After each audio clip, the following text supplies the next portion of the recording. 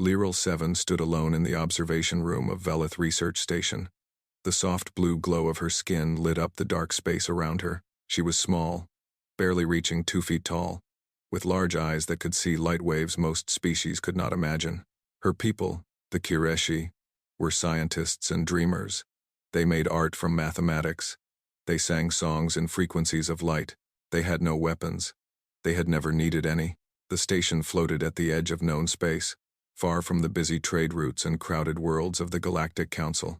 847 Kireshi lived here, studying the stars, mapping the universe, and sending their discoveries back to a galaxy that barely remembered they existed. Lyral 7 had been watching the stars for 60 cycles. She knew every pattern, every movement, every gentle dance of light in her sector, so when something wrong appeared on her screens, she felt it in her bones before her instruments confirmed it. The anomaly grew larger on her display, then larger still. Then it split into dozens of separate signals, each one massive, each one moving with terrible purpose toward Velith Station. Her glow flickered from blue to pale white. Fear. The harvesters had come. Every species in the galaxy knew about the harvesters. They were ancient machines, older than most civilizations, built by creators long forgotten. They moved through space like a plague, stripping worlds of organic life, processing everything into fuel and raw materials for their endless expansion. No one knew how to stop them. No one knew how to reason with them. They simply came, and then everything died. Lyral 7's hands shook as she checked her calculations again and again.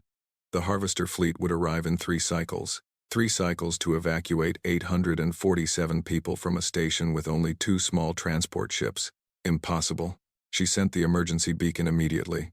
The signal raced out into space, calling for help from the Galactic Council, from any ship nearby, from anyone who might hear. The response came within the hour. The Council acknowledged the distress call. They expressed sympathy for the Kireshi situation. They regretted to inform Velith Station that no rescue fleet could be assembled in time. The sector would be marked as a harvester zone. Other ships should avoid the area. That was all. Lyral 7 read the message 3 times. Then she read it again.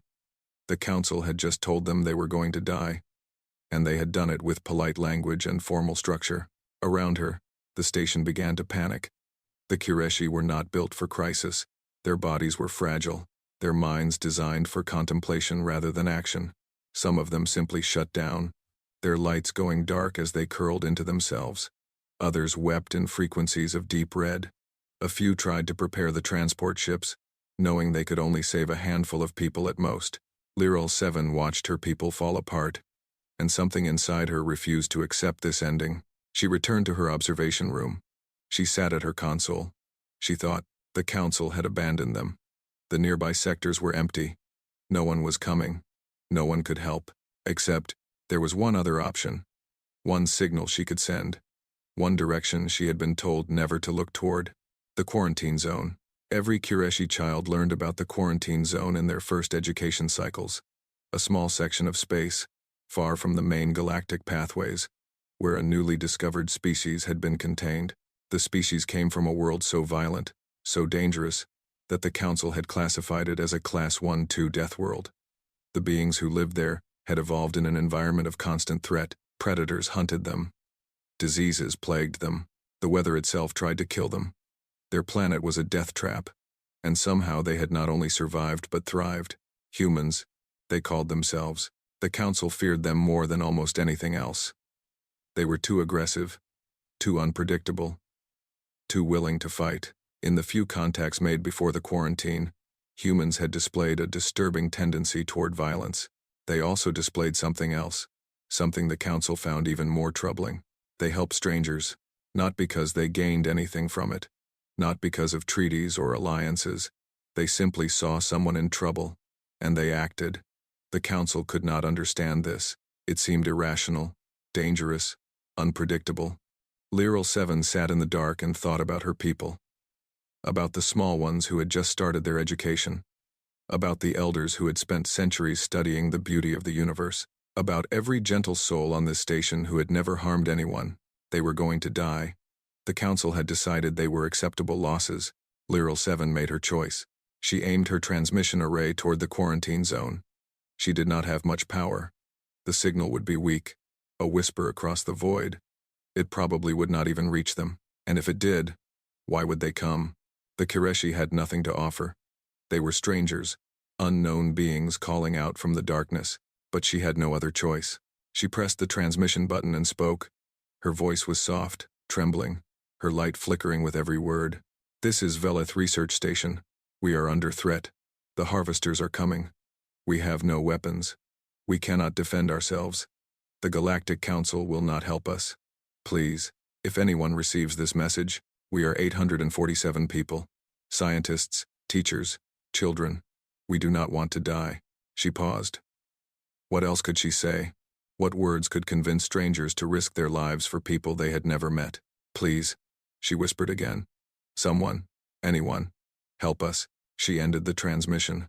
The signal raced out into space, growing weaker with every light year, a tiny whisper in an infinite void. Lyral 7 sat back and waited. She did not expect an answer. She had done the only thing she could think of, and now all she could do was wait to die. Around her, the station continued its quiet panic. The Kireshi tried to comfort each other. They held each other close, their lights mingling in patterns of grief and fear. Some of them began to compose final messages to loved ones on distant worlds. Others simply sat in silence, accepting the end. 47 minutes passed. Lyral 7 had almost fallen asleep when her console beeped. She looked at the screen, expecting nothing, hoping for nothing. An incoming transmission. From the quarantine zone, she opened the channel with shaking hands. A voice came through the speakers. It was strange, harsh, speaking a language her translator struggled to process. But the words were clear enough. Message received. Cavalry's coming. Hold tight, little ones. Lyral 7 stared at the console. She played the message again. Then a third time. They had answered. The humans had answered. She did not know what cavalry meant. She did not understand why they had called her people little ones. She did not know if they could actually help, or if they were simply lying, or if this was some kind of cruel joke. But for the first time in hours, her light shifted from white back to blue. Hope. She ran from the observation room to tell the others. The humans were coming. Someone had heard them. Someone was on the way. Across the station, the Kireshi looked up with flickering lights. They did not know these humans. They did not know if they could trust them.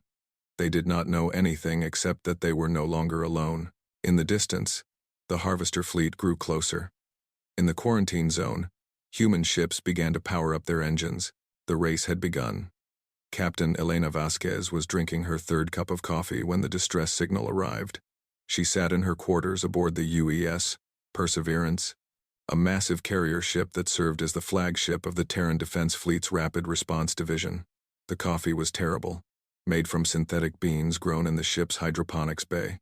But Vasquez had learned long ago that terrible coffee was still coffee, and coffee meant survival. Her communications officer burst through the door without knocking. Lieutenant Park was young, barely 25, and his face was pale with something between excitement and fear. "Captain, you need to hear this." He played the transmission on her personal screen. Vasquez listened to the small, trembling voice. She heard the fear in every word. She heard the desperate hope buried beneath the terror. When the message ended, she sat in silence for a long moment. "Where did this come from?" she asked. "Velith Station, edge of Council space, about 18 hours away at maximum burn. And the harvesters? Our sensors confirm a fleet of at least 40 vessels heading toward the station. They'll arrive in approximately 6 hours. Vasquez did the math in her head. 18 hours to reach the station. 6 hours until the harvesters arrived. They would be 12 hours too late, unless they pushed the engines past every safety limit ever written. She stood up and walked to the bridge. The crew snapped to attention as she entered, but she waved them down. There was no time for ceremony. "Open a channel to all ships in the division," she ordered, "and get me Admiral Chen on the line." The Admiral appeared on the main screen within minutes. He was an old man, gray-haired and tired, but his eyes were sharp. "Captain Vasquez, I assume you've heard the transmission." "Yes, sir." Requesting permission to respond. The Admiral was quiet for a moment. "You know the Council has already sent us a warning. They're calling this an internal matter. They don't want us involved. With respect, sir, I don't care what the Council wants. Neither do I. The Admiral almost smiled. Take whatever ships you need. Get those people out. And Vasquez? Sir, don't start a war unless you have to. But if you have to, make sure we win it. The channel closed. Vasquez turned to her crew. Every face looked back at her with the same expression. They had all heard the transmission. They had all heard the small, frightened voice asking for help. You heard the Admiral, she said. We have 18 hours of travel time and 6 hours until the harvesters arrive. That means we need to cut 12 hours off our trip. Can we do it? Her chief engineer, a massive man named Rodriguez, shook his head slowly. Captain, if we push the engines that hard, we'll be pulling 15 Gs through most of the journey. The ship might survive it. Some of the crew might not. Then strap everyone down and pump them full of acceleration drugs. Anyone who can't handle it stays behind. Rodriguez looked at her for a long moment. Then he grinned, wide and wild. Yes, ma'am. The word spread through the fleet within minutes. 3 carriers, 12 destroyers, 4,000 Marines. Every single one of them volunteered to make the run. The preparation was chaos. Crew members strapped themselves into acceleration couches. Medical teams distributed drugs that would keep their blood flowing under pressure that should have killed them. Engineers sealed every vulnerable system and said prayers to machines. In the Marine Bay, Gunnery Sergeant Tobias Morrison gathered his Helldivers. They were the best of the best, 50 soldiers trained for impossible missions. They had fought pirates in the asteroid belts. They had held defensive lines against overwhelming odds.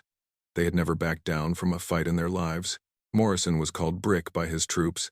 He was built like one, solid and square, with hands that could crush metal and eyes that had seen too much death. He stood before his soldiers and played the distress signal one more time. The Helldivers listened in silence. That's a research station, Morrison said when the message ended. 800 civilians. Scientists. They've got kids there. And the council decided to let them die. He looked at each of his soldiers in turn. We're going to show the galaxy what humans do when someone asks for help. The Helldivers responded with a single word, shouted in unison. It was an old word, from an old language, from an old Earth that had taught them to be warriors. Oorah! Dr. Yuki Tanaka pushed her way into the Marine Bay, just as they were finishing their preparations. She was small, Japanese-American, with sharp features and sharper intelligence. She was also the fleet's leading xenobiologist, and she had studied the Kireshi for years. You need me on this mission, she said to Morrison. The sergeant looked down at her. She barely reached his chest. This is a combat extraction, Doc, not a research trip. The Kireshi can't survive the kind of maneuvers you'll be making. Their bodies are fragile. If you pull more than 2 Gs, they'll die from internal bleeding. If you grab them wrong, you'll crush their bones. If you speak too loudly near them, you might damage their sensory organs. Morrison's expression changed. How are we supposed to fight a battle and carry creatures that delicate? That's why you need me. I can teach your soldiers how to handle them. I can calculate safe movement patterns. I can save their lives after you save them from the harvesters. The sergeant considered this for a moment. Then he handed her a combat vest. Welcome to the Helldivers, Doc. Try not to die. On the bridge, Captain Vasquez received one final transmission before they launched. It came from the Galactic Council, a formal warning demanding that human ships stand down. The message explained that human intervention in Council space would be considered an act of aggression. It listed 17 treaties that would be violated. It threatened consequences. Vasquez read the message carefully. Then she opened a channel to her entire fleet. You've all seen the Council's warning, she said. They want us to stay home. They want us to let 800 innocent people die because paperwork says it's not our business. She paused. I'm going to play you the distress signal one more time. Listen carefully. Listen to that voice. That's someone's daughter, someone's mother, someone's friend. She's asking for help, and she's asking us. The transmission played across every ship in the fleet. The small, trembling voice filled every corridor, every cabin, every heart. That's all I need to hear, Vasquez said. Someone asked for help. That's enough. That's always enough. Now let's go get our people. The fleet's engines roared to life. The acceleration hit like a hammer, crushing bodies into couches, pressing blood down into legs, turning the simple act of breathing into a battle. The humans endured it. They had evolved on a world that wanted to kill them. A little extra gravity was nothing compared to hurricanes, earthquakes, and predators. They had learned to survive long before they had learned to build ships. Inside the ships, crew members bled from their eyes and ears. They felt their bones creak and their muscles scream. Some of them laughed. Some of them sang old war songs through gritted teeth.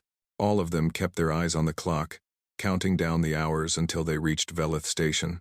Somewhere in the void, a small research station waited. 800 gentle beings huddled in the dark, their lights flickering with fear and desperate hope. The harvesters moved closer. The humans moved faster. The shields fell on the 19th hour. Lyral 7 watched the barrier flicker and die from her position in the central atrium. Around her, 846 of her people pressed close together. Their lights dimmed to almost nothing, trying to become invisible in the darkness. The harvesters had arrived early. They had surrounded the station like predators circling wounded prey. For hours, they had simply waited, scanning, analyzing, preparing. Then they had begun their assault. The Kireshi had no weapons to fight back. But they had something else. They had minds built for mathematics, for calculation, for finding patterns in chaos. Lyral 7 had organized them in the first desperate hours.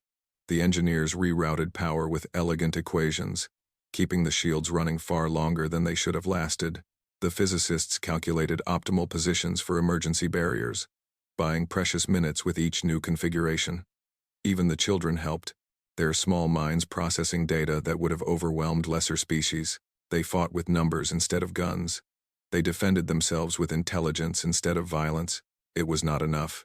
When the shields finally collapsed, the sound that followed was the worst thing Lyral 7 had ever heard. Metal screaming as harvester cutting beams sliced through the outer hull, the hiss of atmosphere escaping into space, the skittering of mechanical legs on the station's corridors, growing closer with every second. The Kireshi pressed closer together. Their lights flickered in patterns of pure terror. A young one named Orin 3 pushed through the crowd to reach Lyral 7. He was barely past his childhood cycles, his glow still bright and curious despite the fear. "The humans," he said. "Will they really come?" Lyral 7 looked at the child. She wanted to lie, to offer comfort, to promise that everything would be fine. But the Kireshi did not lie to each other. It was not in their nature. "I do not know," she admitted. "They said they would come, but they are very far away. Why would they come at all? They do not know us. We have nothing to give them." It was the question Lyral 7 had been asking herself for hours. She had studied humans in the days since sending her message. She had read every report, every analysis, every frightened warning from the Galactic Council. The humans were Deathworlders. They came from a planet that killed most of its inhabitants before they reached maturity. They had evolved alongside predators with sharp teeth and diseases with no cure. They had survived ice ages and volcanic eruptions and asteroid impacts. Their world was a nightmare, and they had conquered it through pure, stubborn refusal to die. They were violent. They were aggressive. They were everything the Kireshi were not. And yet, in every report, there was a pattern that did not make sense. Humans helped strangers. They rushed into danger to save people they had never met. They sacrificed themselves for creatures who offered nothing in return. The Council called this behavior irrational, dangerous, unpredictable. Lyral 7 called it something else. "Perhaps," she said to Orin 3, "that is simply what they do. Perhaps they help because help was needed. Perhaps that is enough for them." The child considered this. His light flickered from fear to something else, something like wonder. Then the first harvester broke through the inner doors.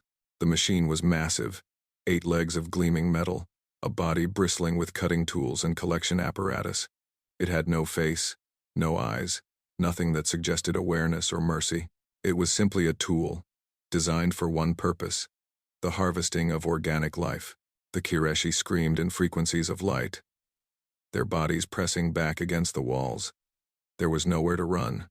The harvester moved forward, reaching for the nearest Kireshi with mechanical precision. The lights went out. For a moment, there was only darkness.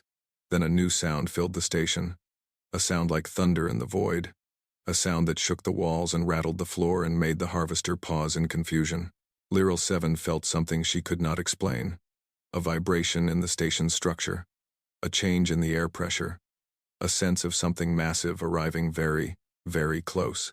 Then the human voice crackled through every speaker in the station. "Attention, Velith Station. This is Captain Elena Vasquez of the UES Perseverance. We are engaging hostile forces. Shelter in place. We're coming to get you." The Kireshi stared at each other in the darkness. Their lights began to flicker back to life, one by one, spreading through the crowd like hope becoming visible. Outside the station, the battle had begun. The human fleet had arrived 12 minutes early. They had pushed their engines past every limit, burned through every safety protocol, endured forces that should have killed them, and they had dropped out of faster-than-light travel directly inside the Harvester formation. It was a suicidal maneuver. No species in the galaxy would attempt such a thing. The risks were too high, the calculations too complex, the margin for error too small. The humans did not care. The Perseverance slammed into a Harvester command ship at full speed. The carrier's reinforced prow had been designed for exactly this purpose, built from material strong enough to survive asteroid impacts. It punched through the enemy vessel like a fist through paper and emerged on the other side, already firing. Human destroyers weaved through the Harvester formation, moving with impossible speed and precision. They were smaller, faster, and piloted by creatures who could survive maneuvers that would kill any other species.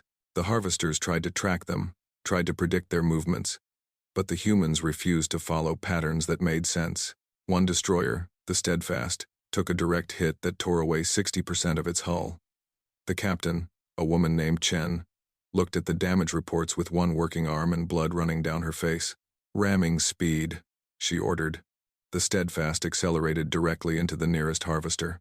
The explosion lit up the void like a new star. Inside the station, the Kireshi watched the battle through the few remaining external sensors. They saw human ships take damage that should have destroyed them, then keep fighting. They saw pilots execute maneuvers that defied physics. They saw a species that had evolved to survive anything, refusing to stop until the job was done. The Harvester in the central atrium turned away from the Kireshi. It received new orders from its command network, priorities shifting to the greater threat. It moved toward the nearest airlock, preparing to join the battle outside. It never reached the door. The wall exploded inward, and human marines poured through the breach. They were massive compared to the Kireshi, armored in suits that could withstand the vacuum of space, carrying weapons that made the floor shake with each shot. At their head was Sergeant Morrison. He saw the Harvester, raised his weapon, and fired. The machine staggered backward under the assault. Other Marines joined in, their combined firepower tearing the Harvester apart piece by piece until it collapsed into a smoking ruin. Morrison lowered his weapon and looked around the atrium. Hundreds of small, glowing creatures stared up at him with enormous eyes. They were trembling, their lights flickering with fear and hope and wonder. He knelt down slowly, trying to make himself less threatening. His eyes found Lyral 7, the one whose voice had crossed the void. "You called," he said, his voice gentle despite his size. "We came." Lyral 7's light shifted to the brightest blue she had ever produced. She stepped forward, this tiny being approaching a monster from a death world, and placed her small hand against his armored glove. "Thank you," she whispered. Morrison smiled. It was a strange expression, full of teeth that would have terrified most species, but Lyral 7 saw something else in it, something warm. "Don't thank us yet," the sergeant said. "We still have to get you out of here." Outside, the battle continued, but inside the station, for the first time in days, the Kireshi began to believe they might survive. The Harvesters had never faced humans before. They were ancient machines, millions of years old, with databases full of information about every species they had ever encountered. They knew how organic life responded to threat. They knew the patterns of fear and flight. They knew that most species would run when faced with overwhelming force. The humans did not run. Captain Vasquez stood on the bridge of the Perseverance, watching the battle unfold on her tactical display. The carrier had taken damage when it rammed the command ship. 3 decks were open to space. 40 crew members were dead. The engines were running at half capacity. None of that mattered. "Target the next cluster," she ordered. "All forward batteries, fire at will." The Perseverance unleashed a wall of destruction. Human weapons were not elegant. They were not precise. They were brutal, overwhelming, designed to break things and keep breaking them until nothing was left. The Harvester vessels tried to adapt, tried to analyze the attack patterns, tried to find the logic in human warfare. There was no logic. There was only fury. Around the station, Human destroyers danced through the harvester formation. They moved in ways that should have been impossible, pulling acceleration turns that would have killed any other species. The pilots inside were bleeding from their eyes, their bodies screaming in protest. But they kept flying. Lieutenant Commander Davis, pilot of the destroyer Relentless, watched a harvester vessel turn toward Velith Station. It was breaking off from the battle, trying to reach the civilians before they could be evacuated. "Oh no, you don't," Davis muttered. She pushed her ship into an intercept course. The G-forces slammed her back into her seat, crushing the air from her lungs. Her vision started to go gray at the edges. She ignored it. The Relentless opened fire at point-blank range. The harvester vessel shattered under the assault, debris scattering into the void. "One down," Davis reported, blood dripping from her nose. Moving to next target, inside the station, Sergeant Morrison's Marines were executing the most difficult mission of their lives. The Kireshi could not be handled like normal evacuees. Their bodies were too fragile, their biology too delicate. A human Marine in full combat armor weighed more than 10 Kireshi combined. A single careless movement could crush bones. A single loud shout could damage their hearing organs. Dr. Tanaka moved through the atrium, directing the evacuation with calm precision. She had trained the Marines for this during the journey. She had taught them how to hold the Kireshi without hurting them, how to speak softly, how to move smoothly despite the chaos around them. "Gentle hands," she reminded them. "Smooth movements. They're counting on you." The Marines moved like they had never moved before. These warriors, trained to break and destroy, now cradled small glowing creatures in their arms with the tenderness of parents holding newborns. They placed the Kireshi in specially designed zero-gravity stretchers, cushioned to protect their fragile forms. Private First Class Jackson, a massive man who had once punched through a bulkhead door during a boarding action, knelt before a group of Kireshi children. His voice came out barely above a whisper. "Hey there, little ones. I'm going to carry you to our ship, okay? It's going to be a bumpy ride, but I've got you. Nothing's going to hurt you while I'm here." The children stared up at him with their enormous eyes. They saw his size, his armor, his weapons. They should have been terrified. Instead, the smallest one reached up and touched his face. "You came," the child said. "You really came." Jackson blinked hard, his eyes suddenly wet. "Yeah, kid, we really came." The evacuation continued as the battle raged outside. Marines formed human shields around groups of Kireshi, their armored bodies absorbing debris and shrapnel. When a section of corridor collapsed, 3 soldiers held up the wreckage with their bare hands while the Kireshi passed underneath. One Marine, Corporal Torres, took a piece of shrapnel through her shoulder while protecting a group of elderly Kireshi. She gritted her teeth against the pain and kept moving, carrying 2 of the fragile creatures against her chest. "Just a scratch," she told them. "Keep your lights down. We're almost there." The Kireshi glowed faintly against her armor, their small bodies warm and trembling with fear.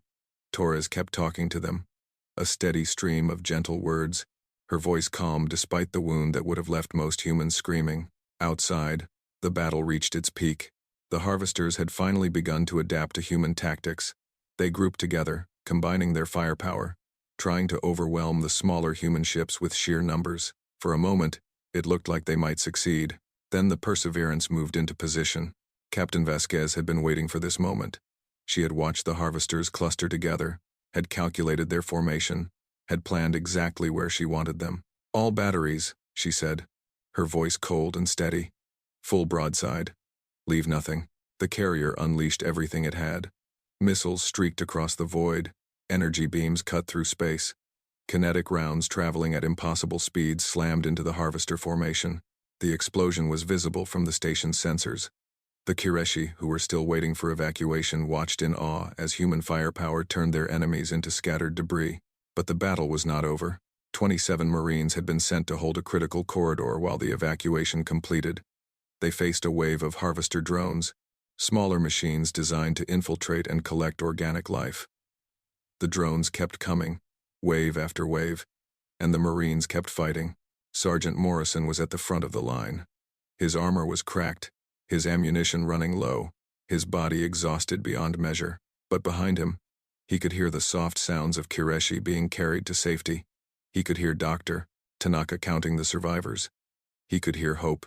"Nobody gets through," he told his soldiers. Not one. The Marines held the line. When the last Kireshi was loaded onto the transport shuttles, 27 human soldiers had given their lives. They died standing, weapons in hand, facing the enemy. They died knowing that behind them, 800 innocent creatures were flying to safety. They died smiling. The transports launched from the station, racing toward the Perseverance. Human fighters flew alongside them, forming a protective barrier. Any harvester vessel that tried to intercept was immediately destroyed. Captain Vasquez watched the shuttles dock with her ship. She waited until Dr. Tanaka confirmed that every single Kireshi was aboard. 847 survivors. Not one. Lost. All hands, she announced over the fleet-wide channel. Evacuation complete. All Kireshi are safe. A cheer went up across every ship. Marines who had been fighting for hours slumped against walls in exhausted relief. Pilots who had been pulling impossible maneuvers finally allowed themselves to breathe. But one harvester vessel remained.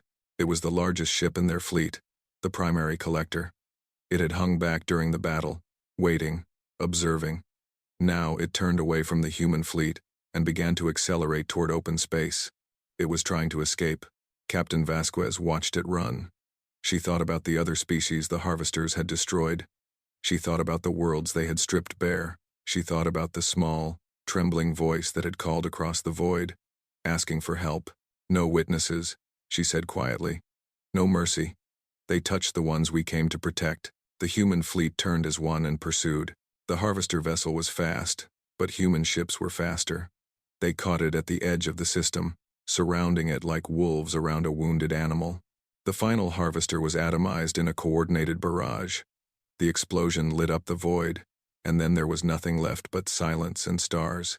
The battle was over. The humans had won. The medical bay of the Perseverance was not designed for Kireshi patients. It was designed for humans, creatures who could survive injuries that would kill most species.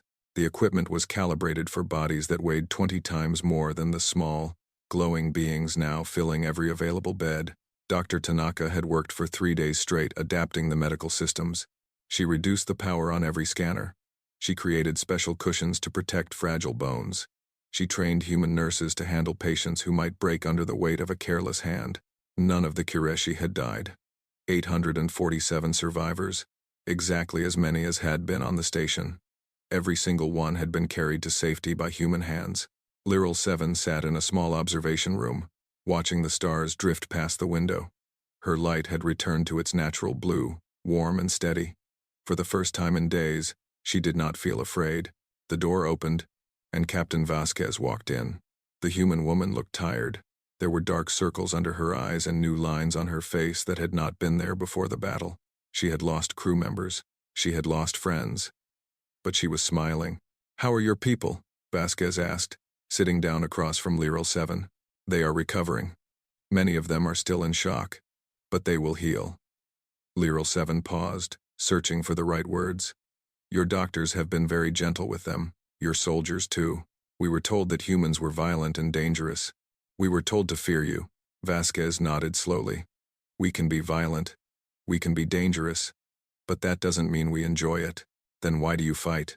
The human captain was quiet for a long moment. She looked out at the stars, her expression thoughtful. "Where I come from," she said finally, "there's an old saying.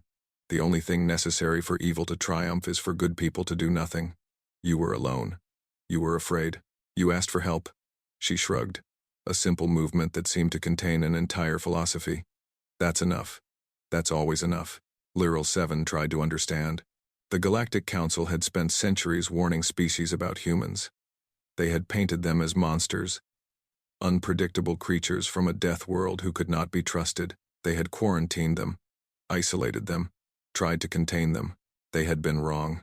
"The Council will not be happy about what you have done," Lyral 7 said. Vasquez smiled. It was a strange expression, full of teeth, but somehow not threatening. "Let them be unhappy. I'd rather have an unhappy council than 800 dead civilians." 3 weeks later, the Galactic Council convened an emergency session. The chamber was enormous, filled with representatives from 1,000 different species. They sat in tiered rows that rose toward a distant ceiling. Their various bodies adapted to 100 different environments. Some breathed oxygen. Some breathed methane. Some did not breathe at all. At the center of the chamber, a human woman stood alone. Ambassador Joan Okonkwo was not a tall woman, but she seemed to fill the space around her. She wore a simple dark suit, her hair pulled back in a tight bun, her face calm and steady. The council speaker, a tall being with crystalline features, read out the charges. Humans had violated 17 treaties. They had entered council space without permission. They had engaged in military action against a recognized threat without authorization. They had killed enemy vessels that were attempting to retreat. The speaker finished reading and looked down at the human ambassador. How does Earth respond to these charges?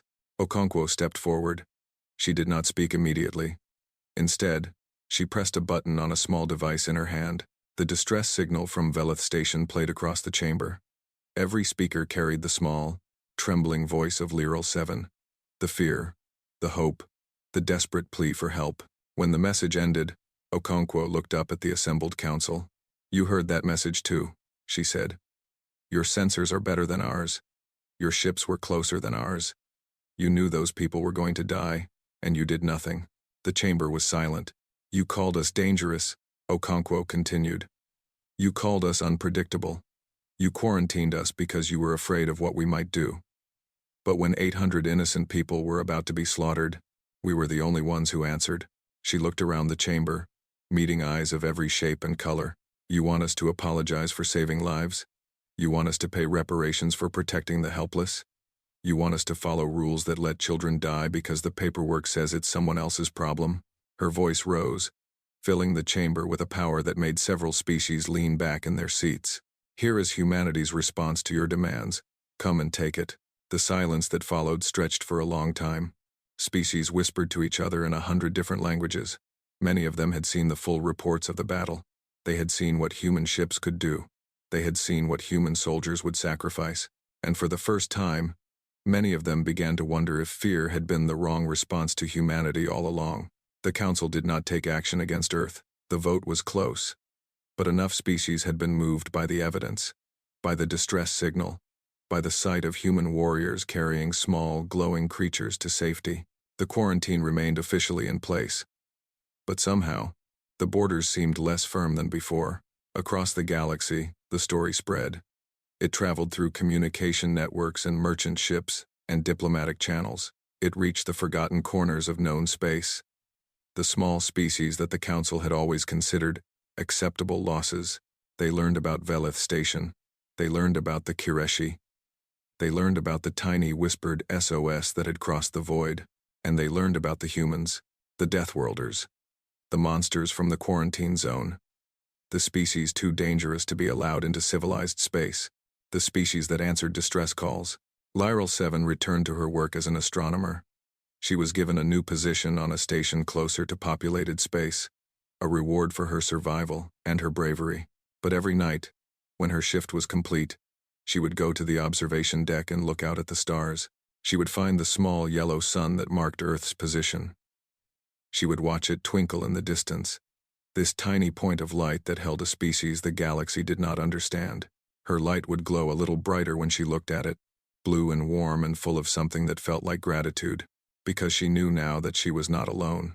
Somewhere out there, on a violent world full of dangerous creatures, there were beings who answered when strangers called for help. There were soldiers who would die for people they had never met. There were captains who would defy empires for the sake of 800 small lives. The galaxy had spent centuries teaching its children to fear humanity. Perhaps, Lyral 7 thought, they should have taught them to hope instead. And across the void, in the quarantine zone, that grew less quarantined every day, human ships continued their patrols. Their sensors scanned the darkness, searching for signals, listening for calls, because somewhere out there, someone might need help, and humans would always answer. Always.